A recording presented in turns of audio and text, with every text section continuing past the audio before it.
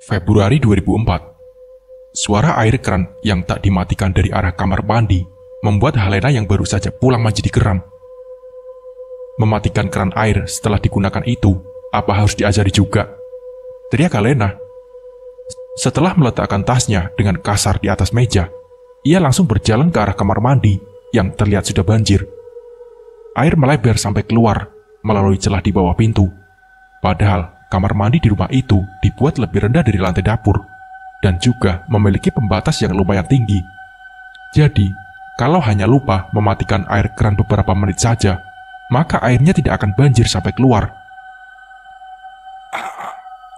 Teriak Helena membuat suaminya yang baru saja meletakkan sepatu di atas rak menjadi kaget. Bergegas, ia menghampiri Helena yang sudah terduduk dengan wajah pucat.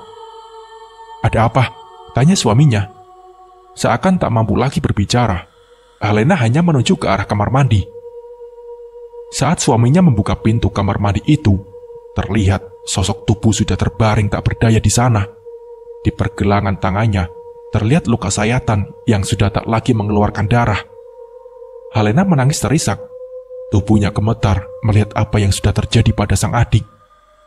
Sementara itu, suami Helena yang juga ikut panik lantas berlari keluar rumah untuk meminta tolong pada para tetangga. Setelah tetangga berdatangan, mereka langsung membantu Marjo dan Helena. Sesudah kejadian itu, kepribadian Helena kini menjadi sangat berubah. Ia sering melamun, marah-marah tak jelas, menangis tanpa sebab. Bahkan pernah di suatu waktu di bulan April, Helena kedatangan ingin membunuh dirinya sendiri dengan cara gantung diri. Untungnya, Marjo datang di waktu yang tepat, sehingga tindakan Helena berhasil dihentikan. Tidak lama setelah itu, Helena mendapatkan kabar bahwa ibunya meninggal dunia karena kecelakaan saat pergi ke pasar bersama bibi Helena. Tidak hanya ibunya, bibinya yang sempat dibawa ke rumah sakit pun ternyata juga meninggal dunia beberapa saat setelah sampai di rumah sakit. Dengan kepergian ibunya, hidup Helena semakin terpuruk. Ditambah perasaan aneh yang ia rasakan selalu muncul saat ia sendirian. Perasaan sedih dan kalut yang teramat sangat membuatnya selalu ingin mengakhiri hidupnya. Juni 2004, Helena lagi-lagi mendapatkan kabar duka. Dua keponakannya yang berusia 12 tahun dan 7 tahun meninggal karena terserang muntaber. Di tahun itu, satu persatu anggota keluarga besarnya mati dengan berbagai macam sebab. Entah apa ini hanya kebetulan saja atau sesuatu yang besar di balik semua tragedi ini. Helena mulai bertanya-tanya tentang semuanya pada dirinya sendiri. Tapi karena ia belum juga mendapatkan jawabannya, Helena memutuskan untuk ke rumah ayahnya. Namun belum sempat ia membicarakan tentang keinginannya pada Marjo, sang ayah menelponnya. Suara ayahnya di seberang sana terdengar berat. Sesekali beliau batuk. "Pulanglah secepatnya, Lena. Ada yang ingin Bapak bicarakan padamu. Ini sangat penting, menyangkut keluarga kita, nak," ujar ayahnya. Marjo mengangguk sebagai tanda ia mengizinkan Helena untuk pulang. Keesokan harinya, Marjo dan Helena bersiap untuk berangkat menuju desa tempat ayahnya tinggal. Ayahnya tinggal di provinsi yang berbeda. Dan di jalan, Helena tak berhenti memikirkan apa yang ingin ayahnya bicarakan padanya. Hatinya berdegup karenanya. Setelah menempuh perjalanan yang cukup panjang dan melelahkan, akhirnya mereka sampai juga di desa kelahirannya. Iya, Marjo dan Helena memang berasal dari desa itu. Mereka berdua sama-sama anak dari orang terpandang di sana. Dari sekian banyak muda-mudi desa, hanya merekalah yang mampu bersekolah hingga ke perguruan tinggi. Keduanya turun dari mobil. Helena menghela napas panjang saat melihat rumah masa kecilnya itu. Rumah besar bercat pink tersebut kini sepi dan tampak tak terurus. "Masuklah," tegur ayahnya dari depan pintu. "Beginilah keadaan rumah ini sekarang, Lena. Sunyi dan suram," ujar ayahnya. "Bagaimana kabar kalian?" lanjut ayahnya dengan mata yang bergantian menatap anak dan menantunya tersebut. "Seperti ini, Pak. Raga dalam keadaan sehat, tapi hati dan pikiran rasanya kacau sekali," ucap Helena. "Bapak terlambat menyadari. Andai Bapak lebih awal sadar, mungkin keluarga kita masih lengkap," ujar ayahnya, yang membuat Helena mengerutkan alisnya. Maksud Bapak apa? Tanya Helena. Keluarga kita disantet, jawab ayahnya membuat Helena melotot. Apa? Santet? Ucap Helena. Ayahnya mengangguk. Jantung Helena berdegup dengan kencang. Bagaimana Bapak tahu? Tanya Marjo. Lihatlah ini nak. Aku menemukannya sehari sebelum aku menelpon kalian. Ujar ayahnya memperlihatkan sesuatu yang berada di dalam ember. Apa ini Pak? Tanya Helena. Aku yakin ini tanah kuburan.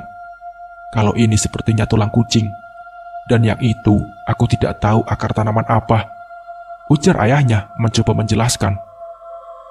Sulit dipercaya, tapi kejadian demi kejadian yang terjadi pada keluarga kita ini membuat aku yakin kalau santet itu benar-benar ada.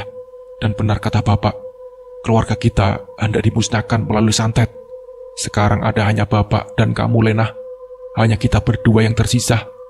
Aku bersumpah akan membalas semuanya pada orang yang telah menyantet habis keluarga kita. Bapak tahu siapa dalangnya? Ucap Helena lagi. Ayahnya terlihat diam untuk beberapa saat. Kemudian ia menghela napas panjang. Bapak yakin dia orangnya? Tanya Helena. Dia orangnya, ucap ayahnya. Memangnya siapa Pak? Tanya Helena. Lapu Kamboy, ujar ayahnya, menyebutkan sebuah nama yang membuat Helena ternganga. Ah, apa? Ucap Marjo. Marjo pun ikut kaget mendengar sebuah nama yang disebutkan oleh ayah mertuanya tersebut.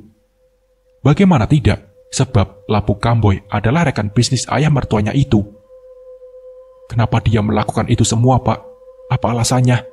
Bukankah dia itu yang membantu bisnis Bapak? Tanya Helena seakan tak percaya. Yang aku tahu, Lapu Kamboy lah yang melakukan santet ini. Tapi aku yakin dia melakukannya pun karena terdesak. Dan ada dalang yang jauh lebih kuat lagi di balik Lapu Kamboy. Ujar ayahnya dengan gigi bergemeretak. Helena bergidik ngeri, seberapa kuatkah dalang itu hingga mampu membuat Lapu Kamboy yang dikenal sebagai orang baik itu sanggup melakukan santet untuk membunuh keluarga sahabatnya sendiri. Aku tidak akan melepaskan mereka. Akan kubebat sampai ke akar-akarnya, ujar ayahnya dengan raut wajah penuh kebencian. Haruskah Pak? Bagaimana kalau sesuatu terjadi pada Bapak? Ucap Helena. Bapak akan menyelidiki lebih dulu supaya kita tahu siapa orang yang membuat Lapu Kamboy berkhianat. Bila Bapak sudah mengetahuinya, maka barulah kita akan melakukan rencana selanjutnya. Dan rencana itu Bapak membutuhkan bantuanmu, ucap ayahnya. Helena terdiam. Ini terlalu berbahaya, pikirnya. Apa rencana Bapak? Tanya Helena. Ayahnya menatap Helena yang tampak gelisah. Ia memaparkan rencana yang membuat Helena langsung menolak. Tidak Pak, itu terlalu bahaya, ujar Helena. Lena, apa kau tidak berpikir bagaimana sakitnya keluarga kita? Satu persatu nyawa keluarga kita direnggut dengan paksa. Apa kau tak ingin membalaskan rasa sakit mereka? Apa kau hanya pasrah menunggu giliran kematian kita berdua? Ucap ayahnya. Helena menggeleng. Kita tidak ada pilihan lagi, ujar ayahnya. Semilir lembut angin mengundang rasa kantuk pada Helena dan Marjo yang saat itu sedang berada di perkebunan karet. Perkebunan karet yang mempunyai luas berhektar-hektar itu adalah milik keluarganya. Terlihat di sana banyak para penuri atau penyadap tengah bekerja. Helena keluar dari dalam mobil untuk menyaksikan lebih dekat betapa piawainya para penuri itu dalam menggores pahat pada pohon karet. Helena tersenyum ramah pada orang-orang itu. Berada di sana, rasanya mampu untuk sejenak menenangkan kemelut di hatinya. Setelah ayahnya datang bersama seorang pekerja, Helena pun bergegas untuk menghampiri mereka. Tolong ya Han, jangan sampai ada yang tahu kalau saya pergi, pesan ayahnya pada orang itu. Orang itu mengangguk. Iya, Bapak tenang saja, saya akan merahasiakan semuanya kok, ucap orang itu. Setelah menyelipkan beberapa lembar uang kertas di tangan orang itu, ayahnya pun segera masuk ke dalam mobil. Mereka bertiga pergi meninggalkan perkebunan karet tersebut. Jalanan yang mereka lewati tampak rusak dan berlubang. Di sisi kiri kanan jalan pun hanya terlihat jajaran pohon-pohon besar yang menjulang tinggi. hingga membuat cahaya matahari terhalang. Mereka memasuki area desa yang sangat terpencil, hingga mobil pun tidak bisa masuk melewati jalanan yang mengarah ke arah rumah-rumah warga. Alhasil, mereka pun meninggalkan mobil di atas desa, kemudian berjalan kaki untuk ke sana. "Pak Sandusin?" ujar seorang pemuda desa itu bertanya pada ayahnya Helena. "Iya," jawab Pak Sandusin. "Ikut saya, Pak," ujar pemuda itu lagi. Meski tak kenal dengan pemuda itu, tapi mereka bertiga tetap mengikutinya. Mereka diajak menaiki sampan untuk menyeberangi sungai. Dan setibanya di seberang sungai, mereka disambut oleh seorang laki-laki parubaya. "Sandusin, saat aku tahu kau akan kemari, aku sudah mempersiapkan semuanya untuk menyambutmu," ujar lelaki parubaya itu, diiringi tawa yang membuat Helena merinding. Saat mereka masuk ke dalam rumah itu, Helena merasakan suhu tubuhnya meningkat. Ia berkeringat sangat banyak, bahkan wajahnya memerah karena kepanasan. "Minumlah air kelapa ini," ujar si lelaki parubaya itu memberikan segelas air kelapa pada Helena. Helena menerima gelas itu dengan tangan bergetar, dan tangannya seolah tak terkendali saat gelas itu hampir menyentuh bibirnya. Di saat yang bersamaan, si lelaki tua langsung menarik rambut Helena, membuat Marjo yang sedang minum itu menjadi tersedak. Begitupun juga dengan ayahnya Helena. Ia terlihat bingung dengan perlakuan si lelaki tua terhadap Helena. "Ada apa ini?" ucapnya. Tiba-tiba, Helena tertawa terbahak-bahak. "Terjebak kamu," ujar Helena tertawa terbahak-bahak. "Aku sudah tahu. Sejak awal kau kemari, aku sudah tahu kau ada," balas si lelaki parubaya yang bernama Dehan tersebut. Helena mengerang ketika air kelapa itu disiramkan ke atas kepalanya, dan beberapa saat kemudian Helena tak sadarkan diri. "Apa anakku akan baik-baik saja?" tanya ayahnya Helena.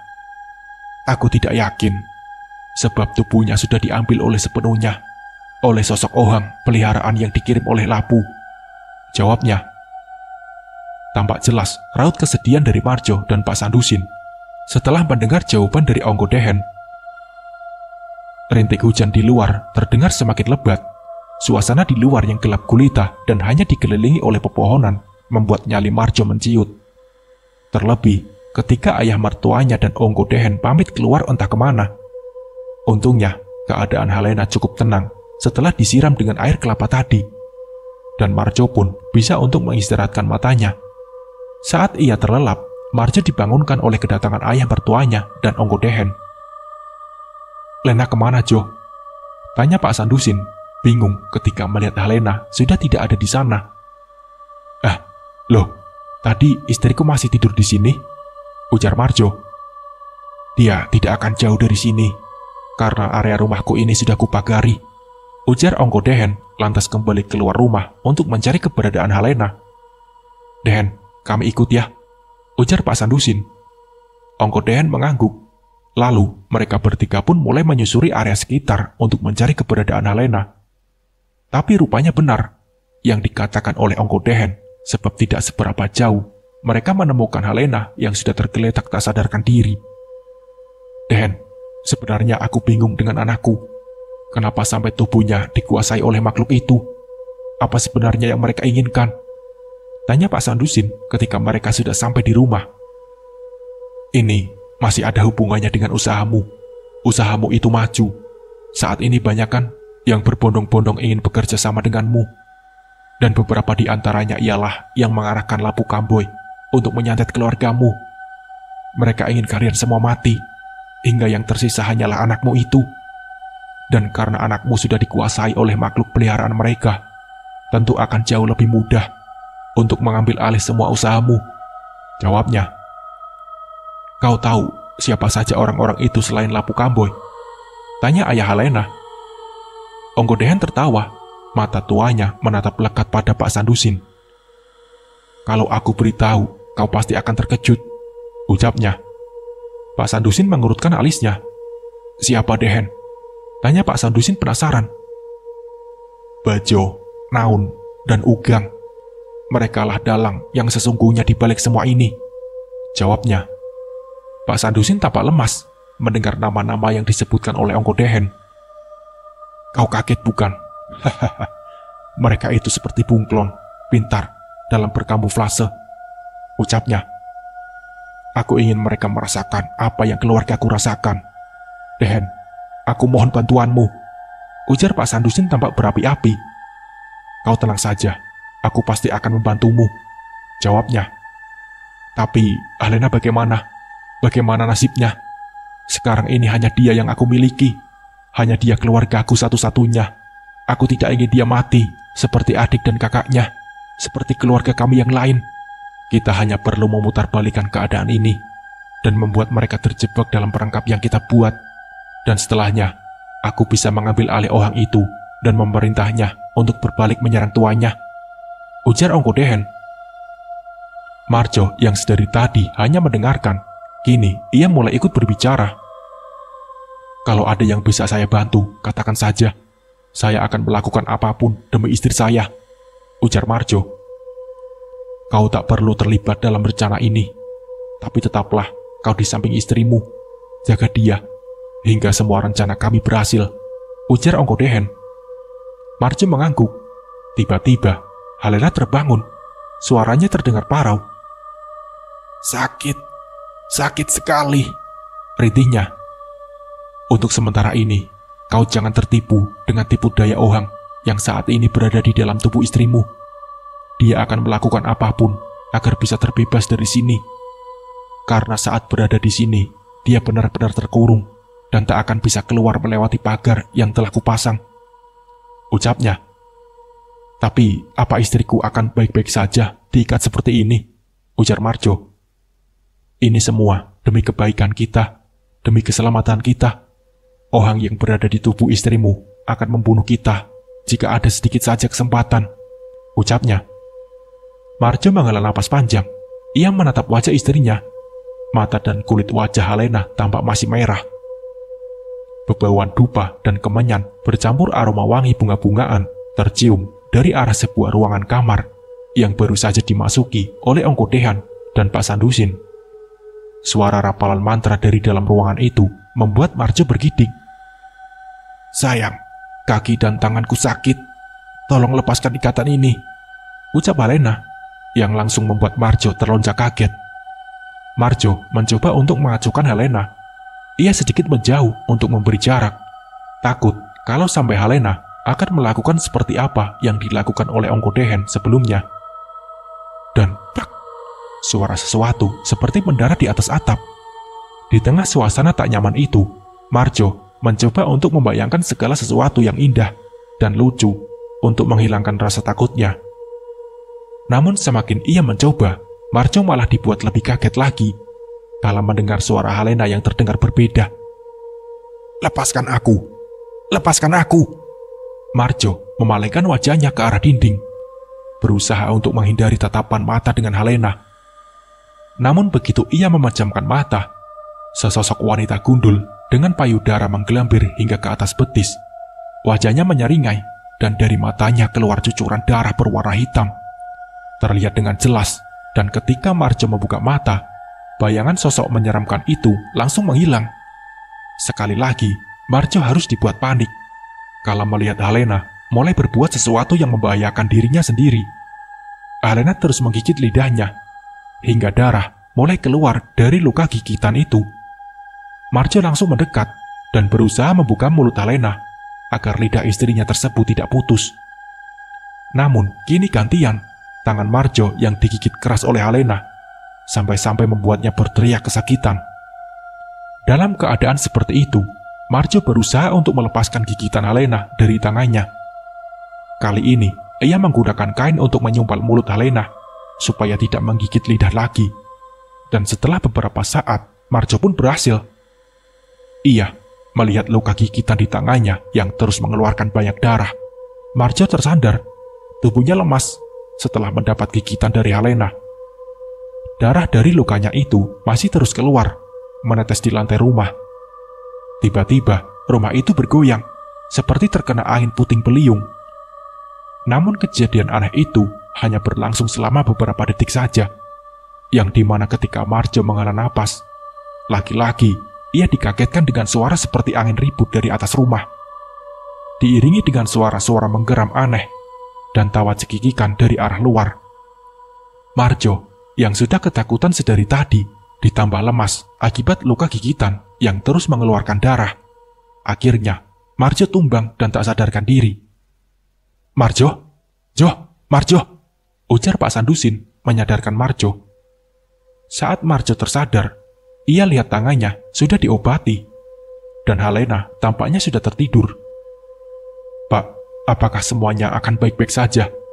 tanya Marjo dengan suara bergetar. "Semuanya akan baik-baik saja.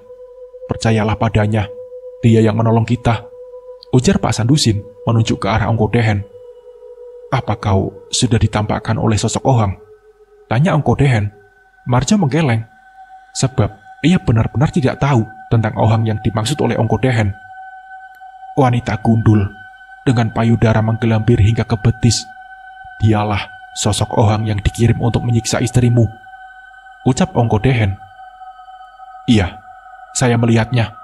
Saat saya memejamkan mata, sosok itu sangat jelas sekali. Saya kira saya hanya ketakutan hingga membayangkan sosok-sosok menyeramkan seperti itu," ujar Marjo. "Dia berusaha memberi ketakutan padamu hingga kau melepaskan istrimu dan membiarkannya membawa Helena pergi entah kemana," ujar Ongkodehen. "Tapi tindakan yang kau lakukan tadi sangat benar. Kau memang benar-benar ingin kesembuhan untuk istrimu," lanjut Ongkodehen. Marjo menunduk, ia menghela napas lega. "Sampai kapan kira-kira istri saya begini?" tanya Marjo kemudian. "Sampai kita berhasil membabat habis orang-orang itu," ujar Ongkodehen terdengar sangat bernafsu. Suasana rumah mewah yang keseluruhannya dibangun menggunakan kayu ulin tersebut nampak lengang. Dedaunan yang kering bergemerisik tertiup angin. Terdengar suara seseorang dari dalam rumah itu. "Halo, ini siapa?" ujarnya, mengulang pertanyaan sama pada si penelpon misterius yang sudah berulang kali menelponnya. Namun ketika diangkat, si penelpon misterius itu hanya diam saja, dan hanya suara helaan napas berat yang terdengar dari seberang sana. "Jangan mengerjai orang, dasar kurang ajar, tak ada adab," umpat wanita itu, lalu menutup telepon. Wanita itu adalah istri dari Naun. Saat ia meletakkan HP-nya, tiba-tiba HP tersebut kembali berdering. Bosan karena merasa dikerjai, akhirnya wanita itu melepaskan kartunya dan membiarkan HP itu tergeletak di atas meja dalam kondisi mati. Ia berjalan ke arah dapur untuk mengambil makanan sisa tadi dan berniat menghabiskan makanan itu sambil bersantai membaca buku novel. Namun, baru saja ia hendak membuka tudung saji, tiba-tiba terdengar suara keran air yang menyala dari arah dapur. "Rusak lagi," gumamnya dengan nada kesal saat tahu keran itu tidak bisa dimatikan. Dan prak! Suara botol minuman yang jatuh menyenggol piring hingga pecah itu membuat si wanita terkejut. "Ada-ada saja," gerutunya, lalu membereskan pecahan piring tersebut. Tiba-tiba terdengar lagi suara dering HP-nya dari arah meja di sampingnya. Saat akan beranjak untuk mengangkat telepon itu, barulah ia tersadar kalau HP-nya ada di kamar dalam kondisi mati. Jadi bagaimana mungkin HP yang mati tiba-tiba berdering dan berpindah tempat dengan sendirinya? Belum lagi ia mendapatkan jawabannya. Tiba-tiba saat ia hendak mendongakkan kepala ke arah meja, terlihat sosok besar bertubuh tinggi dan memiliki bulu merah di sekujur tubuhnya, mirip seperti seekor monyet. Sosok itu menyeringai, memperlihatkan giginya yang tajam penuh dengan darah. Wanita itu pun teriak ketakutan. Ia mencoba berlari menghindari sosok itu. Namun, kemanapun ia berlari, sosok tersebut bisa menemukannya. Sementara, ia masih terus berlari menyelamatkan diri dari kejaran sosok makhluk itu. Dari arah luar rumahnya, terlihat sebuah kendaraan roda 2 datang memasuki halaman. Pemuda itu mengeluarkan kunci rumah dari sakunya, dan setelah pintu terbuka, ia pun masuk ke dalam rumah dengan tenang. Namun ketika ia hendak masuk ke dalam kamarnya, pemuda itu terlihat bingung dengan noda darah di gagang pintu. Ia masuk ke dalam kamar dengan penuh kewaspadaan, takut kalau rumahnya dimasuki oleh perampok. Ia melihat ke sekeliling kamar, namun tak ada apapun yang mencurigakan. semua barang masih tersusun rapi di tempatnya semula. Namun saat ia duduk di atas ranjangnya, tiba-tiba sebuah tangan mencengkeram kakinya dengan sangat kuat. "Shh, jangan berisik, dia ada di luar," ujar si wanita ketika pemuda itu melihat ke bawah ranjang. "Sedang apa di bawah situ?" tanya pemuda itu yang ternyata merupakan anak dari si wanita. "Shh, jangan berisik, cepat sembunyi. Kau dengar suara itu? Dia masih ada di luar," ujar ibunya, terlihat sangat ketakutan. "Dia siapa? Tidak ada siapa-siapa di sini. Sebaiknya sekarang keluar. Aku sedang tidak ingin bergurau. Aku tahu ibu hanya ingin mengerjaiku kan?" Tiba-tiba, ibunya berteriak ketakutan hingga membuat pemuda itu kaget. Merasa ibunya hanya mengerjainya, akhirnya pemuda itu keluar dari kamar dan membiarkan ibunya yang masih berteriak ketakutan di bawah ranjang. Namun, hal yang sangat mengerikan terjadi. Baru saja si pemuda membuka tudung saji, tiba-tiba terdengar suara teriakan kesakitan dari dalam kamarnya. Ketika ia mencoba mengacukan suara ibunya itu, tapi lagi-lagi suara jeritan kesakitan terdengar. Akhirnya, ia kembali ke dalam kamar untuk menegur ibunya yang masih ia anggap bergurau tersebut. Akan tetapi, ketika pintu kamar dibuka, ia disuguhkan dengan pemandangan mengerikan. Darah berjajaran di lantai kamar, dan ibunya sudah tak sadarkan diri dengan gunting yang masih berada di genggamannya. Tentu saja ia sangat kaget, panik, dan ketakutan melihat keadaan ibunya yang sudah seperti itu. Senyum puas terlihat dari Pak Sandusin kala menerima panggilan dari seseorang. "Bagaimana?" tanya Ongko Dehen. Pak Sandusin mengangguk, sementara Marjo yang melihat mereka hanya terdiam karena tak tahu apa yang sedang ayah mertuanya bicarakan. "Satu persatu sampah sudah kita singkirkan," ujar Pak Sandusin. "Iya, tinggal sabu habis sampah-sampah yang lain," sahut Ongko Dehen tertawa. Keduanya tertawa, tawanya begitu puas terdengar. "Naun sudah mati," ujar seorang laki-laki berbadan besar dengan kumis tebal menghiasi atas bibirnya, yang tak lain merupakan seseorang bernama Bajo. "Bagaimana dengan ohangmu?" ujar lelaki bertubuh kurus yang memiliki bercak-bercak seperti bekas cacar di wajahnya. "Tidak pernah pulang. Kurasa Sandusin sudah tahu dan mulai mengincar kita untuk membalas dendam," ujar Pak Bajo terlihat panik. "Kalau begitu, kita harus melakukan sesuatu agar keluarga kita tetap aman." "Iya, sepatnya kita harus melakukan perlawanan," ujarnya. Malam itu, sebuah rumah kecil terlihat 3 orang yang tengah duduk bersila. Di hadapan mereka tersusun rapi berbagai macam barang yang digunakan untuk ritual. "Aku tidak bisa melihat mereka. Orang yang menolong Sandusin pasti memiliki ilmu tinggi. Tidak mudah melawan mereka. Karena kita saat ini seperti diserang kawanan kelelawar dalam kegelapan. Kita tidak bisa melihat mereka, tapi mereka bisa melihat kita dengan jelas," ujar lelaki tua itu. Pak Bajo dan Pak Ugam tampak panik mendengar ucapan orang tua itu.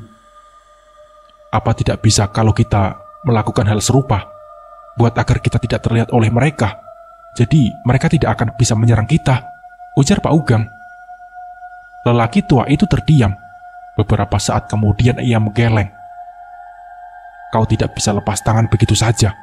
Kau harus buat Sandusin mati," ujar Pak Bajo. Pertemuan mereka malam itu diakhiri dengan perdebatan besar antara mereka yang saling menyalahkan. Dan tepat di malam itu juga, anak dan istri Pak Bajo mengalami kecelakaan tunggal saat akan pulang ke rumah mereka. Tak ada yang selamat dalam kecelakaan itu. Istrinya meninggal di tempat kejadian, sementara anaknya meninggal dalam perjalanan menuju ke rumah sakit. Pak Bajo dan Pak Ugam semakin panik karena satu persatu keluarga mereka mulai terkena imbasnya. Sementara itu, Lapu Kamboy yang sudah mengetahui hal itu mulai membuat benteng diri dan keluarganya agar terhindar dari balas dendam Pak Sandusin. "Sampah-sampah itu terlihat semakin menjijikan," ujar Pak Sandusin. "Maaf sebelumnya, Ngko, tapi bagaimana dengan istri saya? Apakah istri saya bisa bebas secepatnya dari ohang tersebut?" tanya Marjo. "Sebentar lagi, di saat Bajo mati, maka ohang miliknya ini akan mudah kita kendalikan. jawab Ongkodehen. Marjo menghela napas panjang. Selama berada di rumah Ongkodehen tersebut, Marjo benar-benar tak bisa tidur dengan nyenyak. Ia selalu ketakutan setiap saat. Takut dengan berbagai macam hal yang ia sendiri sulit untuk menjelaskannya. Ampun, ampun, tolong, jangan bunuh aku, ujar Pak Bajo, seraya mengangkat kedua tangannya tinggi-tinggi. Makhluk yang sama dengan yang mengganggu istrinya Naun terlihat menyeringai dengan mulut yang meneteskan darah menatap Pak Bajo. Saat makhluk itu bergerak, Pak Bajo yang ketakutan itu pun langsung berlari. Namun orang-orang di sekitarnya tak ada yang melihat sosok tersebut.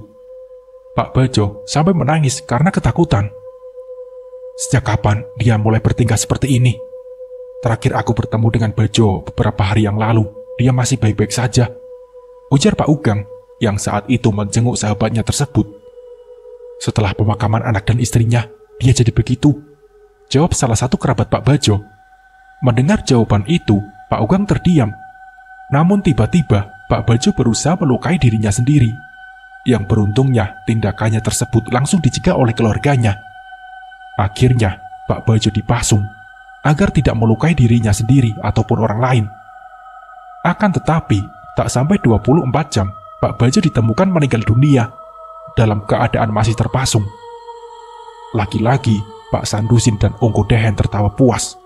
Dan benar saja, malam itu setelah kematian Pak Bajo, Ohang yang berada di dalam tubuh Halena berhasil dikendalikan oleh Ongkodehen. Dan Ohang itu pun diperintahkan untuk menyerang keluarga Ugang. Matahari pagi itu bersinar cerah. Senyuman di wajah Halena, Marjo, dan Pak Sandusin yang tengah menikmati suasana pagi itu terlihat begitu puas. Kapan kita pulang, Pak? Tanya Halena. Sebentar lagi, jawab Pak Sandusin masih dengan bibir yang tersenyum. Jauh berada di rumah Pak Ugang, terlihat kini lelaki itu mengalami sesuatu yang sama dengan yang pernah Halena rasakan. Ia yang sekarang lebih banyak melamun sempat beberapa kali hendak melakukan bunuh diri. Tapi untungnya perbuatannya itu selalu berhasil dihentikan oleh anaknya yang masih berada di rumah itu setelah kepulangannya dari luar kota beberapa minggu lalu. Pak, ibu sudah meninggal. Sekarang aku hanya punya bapak, dan kalau sampai bapak tidak ada lagi di dunia ini, bagaimana aku bisa melanjutkan hidup? Isak anak Pak Ugang yang masih memeluk sang ayah. Ibumu mati gara-gara bapak. Bapak pantas mati. Bapak pantas mati, ucapnya. Entah mendapat petunjuk dari mana, tapi anak Pak Ugang yang sepertinya menyadari bahwa yang terjadi pada keluarganya dan juga pada keluarga teman-teman ayahnya adalah sebuah santet yang sangat mengerikan. Kau bisa bantu aku kan? Tanya anak Pak Ugang pada salah satu temannya. Pasti, aku pasti akan membantumu, jawabnya. Ia dan temannya berencana untuk mencari seseorang yang bisa memusnahkan santet yang sekarang sedang menyerang keluarganya itu. Namun, belum sempat mereka menemukan orang yang bisa memusnahkan santet itu, anak Pak Ugang mengalami kecelakaan tunggal hingga membuatnya meninggal di tempat. Karena kematian anaknya itulah, Pak Ugang semakin terpuruk. Bayang-bayang rasa bersalah dan ketakutan semakin gencar menghantuinya. Akhirnya, tidak berselang lama, Pak Ugang ditemukan gantung diri di dalam kamarnya oleh salah satu kerabat yang datang menjenguk. Keluarga Pak Naun, Pak Bajo, dan Pak Ugang musnah akibat santet yang dikirimkan oleh Pak Sandusin yang membalas dendam atas kematian keluarganya. Bagaimana dengan Labu Kamboy? Tanya Ongkodehen. Biarkan saja dulu, dia merasa aman untuk sementara. Karena aku tidak ingin dia mati dengan cepat. Aku ingin dia tersiksa dulu. Kamu paham maksudku kan? Tanyanya. Ongkodehen mengangguk sambil terus menghisap rokoknya. Aroma tembakau linting memenuhi ruangan itu.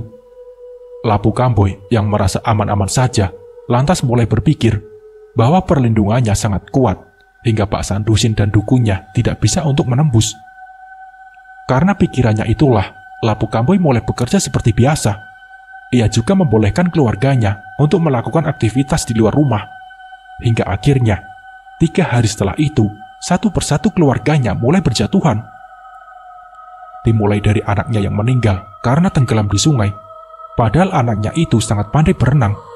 Hingga rasanya ia tak mungkin tenggelam dengan keadaan sungai yang tidak begitu dalam alias dangkal. Labu Kamboy terguncang. Ia selalu bersedih dan melamun setelah kematian anak kesayangannya itu. Tak mau keluarganya yang lain ikut menjadi korban, akhirnya Labu Kamboy memutuskan untuk menemui Pak Sandusin. "Aku bersalah, San. Aku sudah mengkhianati persahabatan kita. Aku minta maaf. Kalau kau ingin aku mati, bunuhlah aku, San. Tapi tolong, jangan kau bunuh keluargaku." Isak Labu Kamboy bersujud di kaki Pak Sandusin. Pak Sandusin hanya diam saja. Ia tak berbicara sepatah kata pun, yang dimana diamnya Pak Sandusin itu membuat Labu Kamboy emosi. Namun saat Labu Kamboy berbicara kasar dan mengumpat padanya, Pak Sandusin hanya tersenyum. Ia seakan tak menanggapi, hingga tiba-tiba Labu Kamboy terdiam kala menerima panggilan telepon. Raut wajahnya seketika berubah. Anak dan istrinya kini sudah tidak ada lagi. Labu Kamboy yang tak ingin menjadi korban santet selanjutnya, kemudian memutuskan untuk mengakhiri hidupnya. Ia mati bersama rumahnya yang terbakar. Pak Sandusin tertawa puas. Matanya nanar menatap wajah Ongkodehen. "Terima kasih. Berkat kau, aku bisa membalas dendam untuk keluargaku," ucap Pak Sandusin. "Kau dan aku sudah lama berteman. Tak perlu kau ucapkan terima kasih padaku. Anggap saja apa yang kulakukan ini untuk keluargaku." Pak Sandusin tersenyum. Ia memberikan sertifikat kebun karetnya pada Ongkodehen. "Ambillah, ini kuhadiahkan untukmu, untuk persahabatan kita," ucap Pak Sandusin. "Sandusin, bawalah kembali sertifikat ini bersamamu. Lagi pula, mau kuapakan kebun karet ini? Kebun karetku di sini saja banyak yang terurus," jawabnya. Kini, kebahagiaan kembali menyelimuti keluarga Pak Sandusin. Walaupun keluarga mereka sudah tidak lengkap lagi. Kini, Marjo dan Halena memutuskan untuk tinggal di rumah sang ayah, agar ayahnya tidak lagi merasakan kesepian. Nah, seperti itulah kisahnya. Semoga dari kisah ini kita bisa mengambil hikmah dan pembelajarannya. Mungkin cukup sekian dari saya. Wassalamualaikum warahmatullahi wabarakatuh.